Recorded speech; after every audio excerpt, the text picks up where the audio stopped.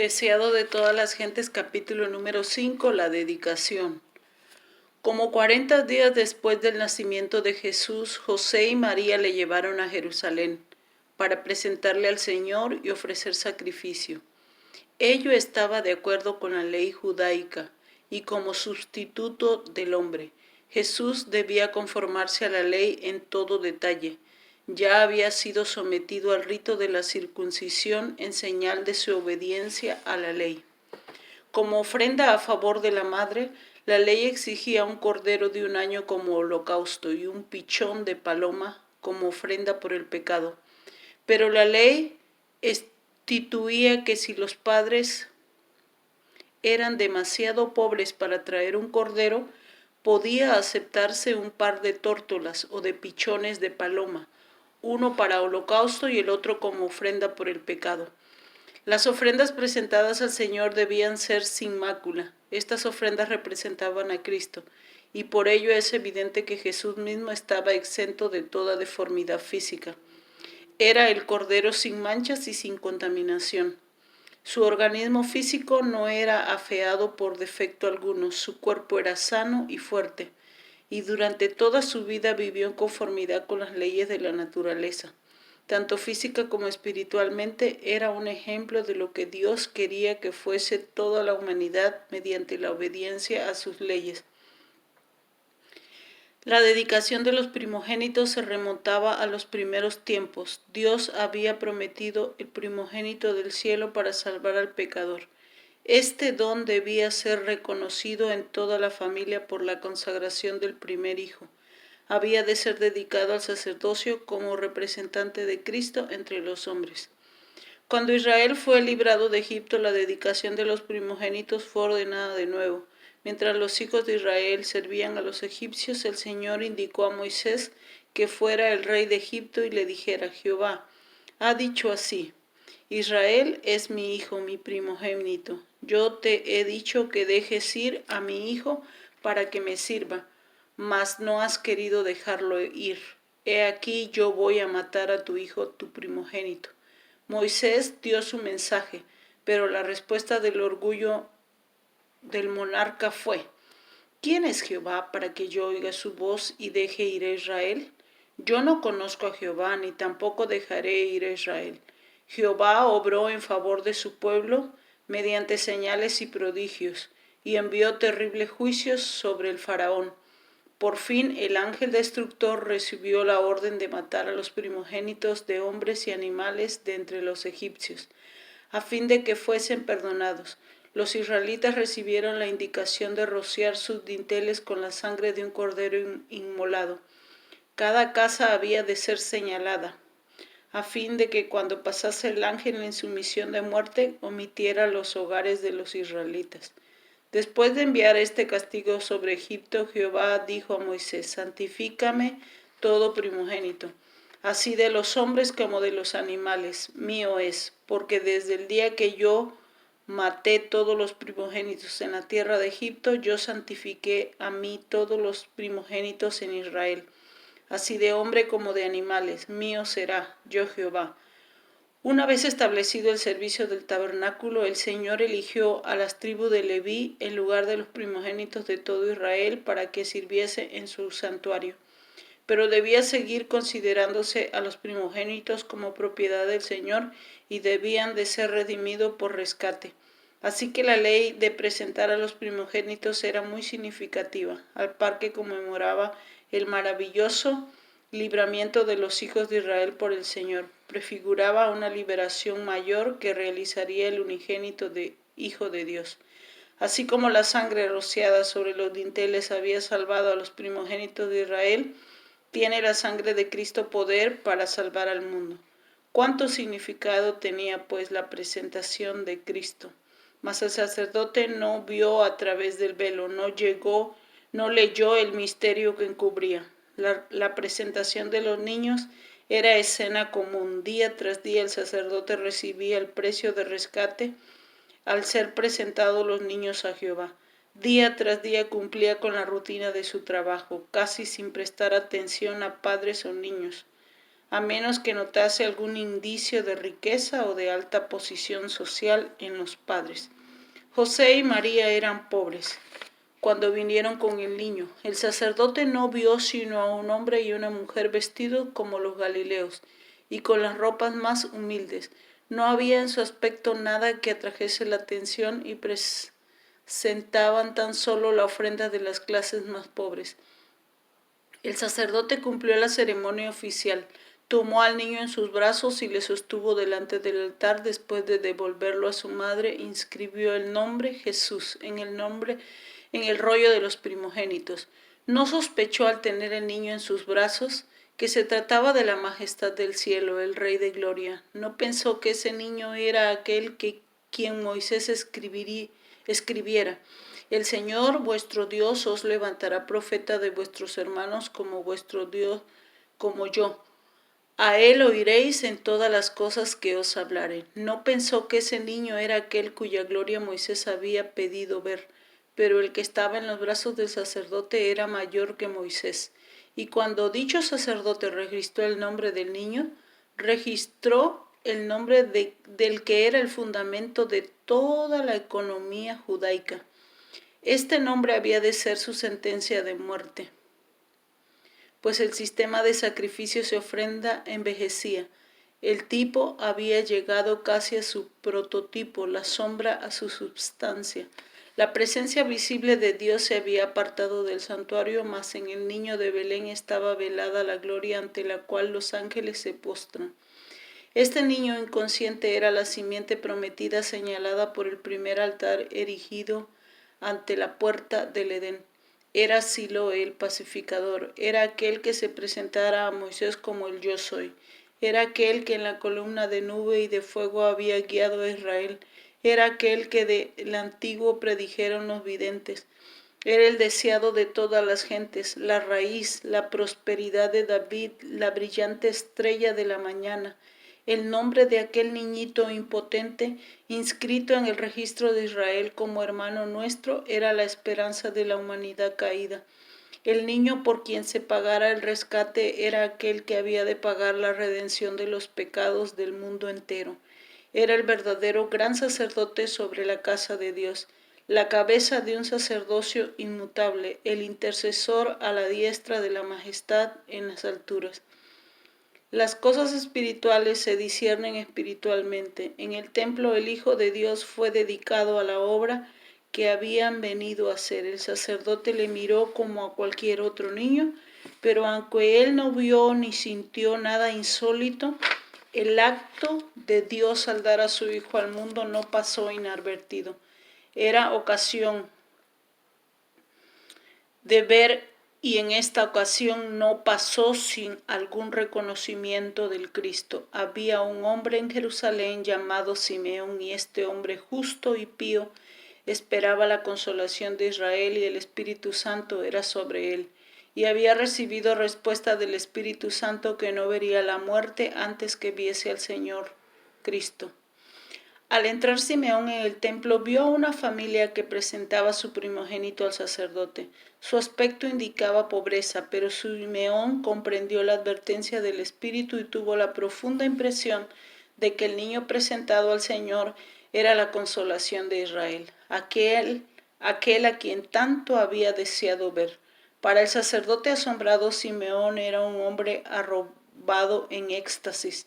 El niño había sido devuelto a María, y él lo tomó en sus brazos y lo presentó a Dios, mientras que inundaba su alma un gozo que nunca sintió antes. Mientras elevaba al niño Salvador hacia el cielo, exclamó: Ahora despide, Señor, a tu siervo conforme a tu palabra, en paz, porque han visto mis ojos tu salvación, la cual has aparejado en presencia de todos los pueblos, luz para ser revelada a los gentiles y la gloria de tu pueblo Israel.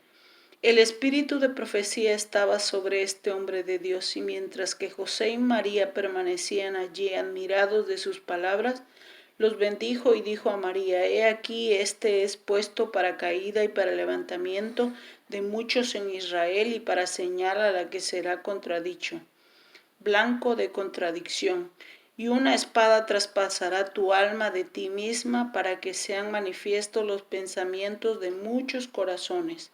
También Ana la profetisa vino y confirmó el testimonio de Simeón acerca de Cristo. Mientras hablaba Simeón, el rostro de ella se iluminó con la gloria de Dios, expresó su sentido agradecimiento de habérsele permitido contemplar a Cristo el Señor.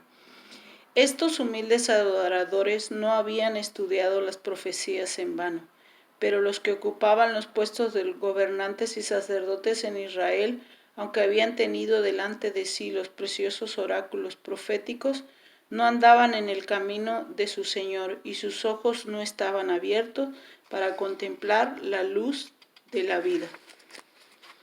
Así sucede todavía, pasan inadvertido para los dirigentes religiosos y para los que adoran en la casa de Dios, acontecimientos en los cuales se concentra la atención de todo el cielo.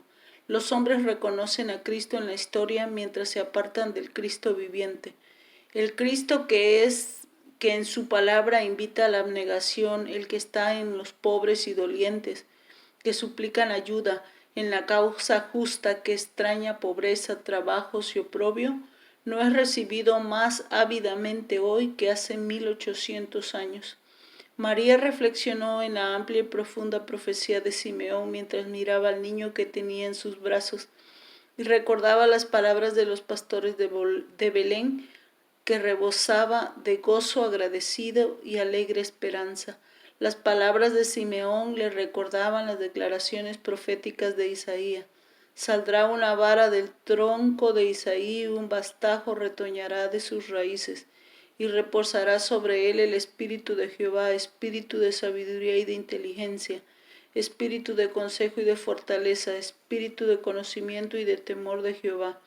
Y será la justicia cinto de sus lomos y la fidelidad ceñidor de sus riñones. El pueblo que andaba en tinieblas vio gran luz, los que moraban en tierras de sombra de muerte, luz resplandeció sobre ellos, porque un niño nos es nacido, hijo nos es dado, y el principado sobre sus hombros, y llamaréis su nombre admirable, consejero, Dios fuerte, Padre eterno, príncipe de paz.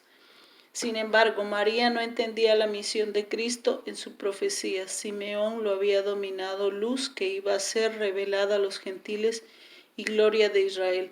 Así también los ángeles habían anunciado el nacimiento de Cristo como nuevas de gozo para todos los pueblos. Dios estaba tratando de corregir el estrecho concepto de los judíos respecto de la obra del Mesías.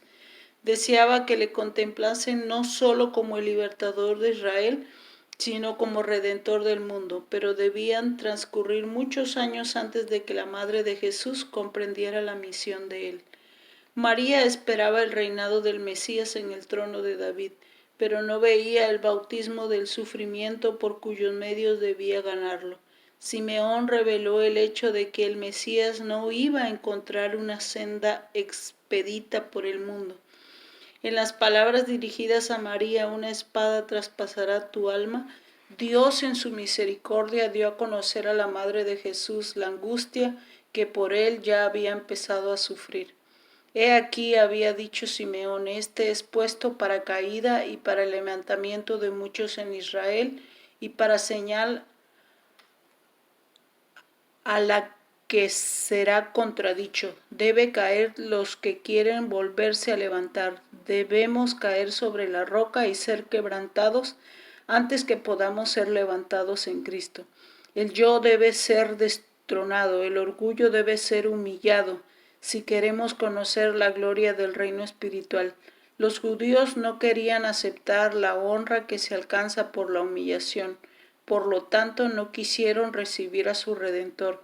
Fue una señal contradicha, para que sean manifiestos los pensamientos de muchos corazones a la luz de la vida del Salvador, el corazón de cada uno, aún desde el Creador hasta el príncipe de las tinieblas, será revelado. Satanás presentaba a Dios como un ser egoísta y opresor que lo pedía todo y no daba nada, que exigía el servicio de sus criaturas para su propia gloria, sin hacer ningún sacrificio para su bien.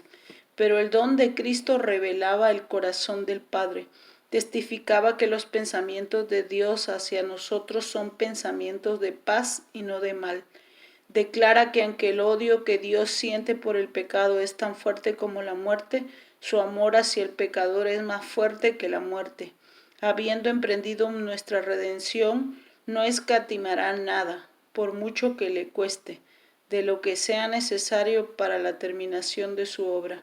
No se retiene ninguna verdad esencial para nuestra salvación, no se omite ningún milagro de misericordia, no se deja sin empleo ningún agente divino, se acumula un favor sobre otro, una dádiva sobre otro.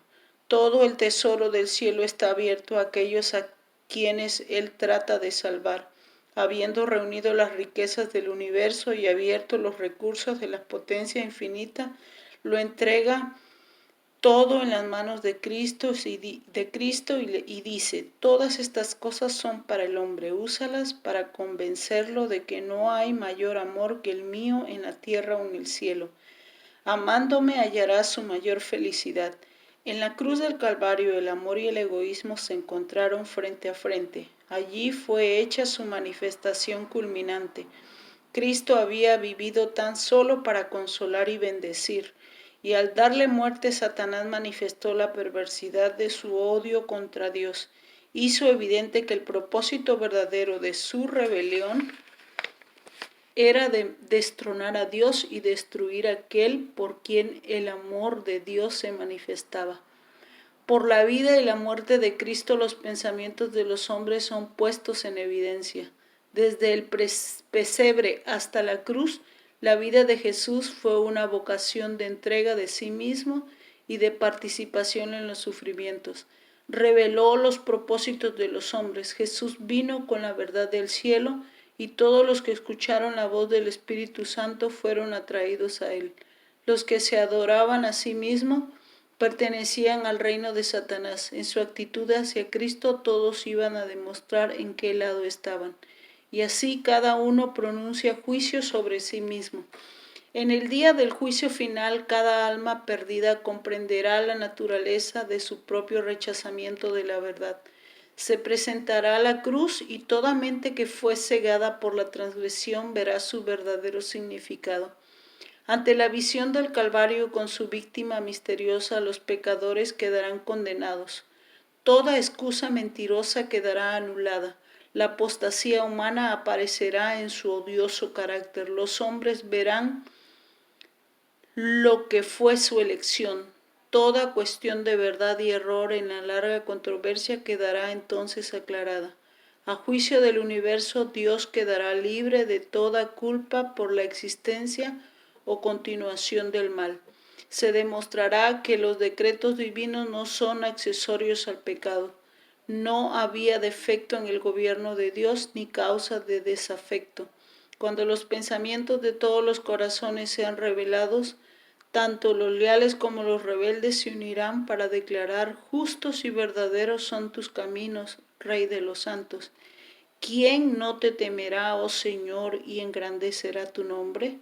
Porque tus juicios son manifiestos.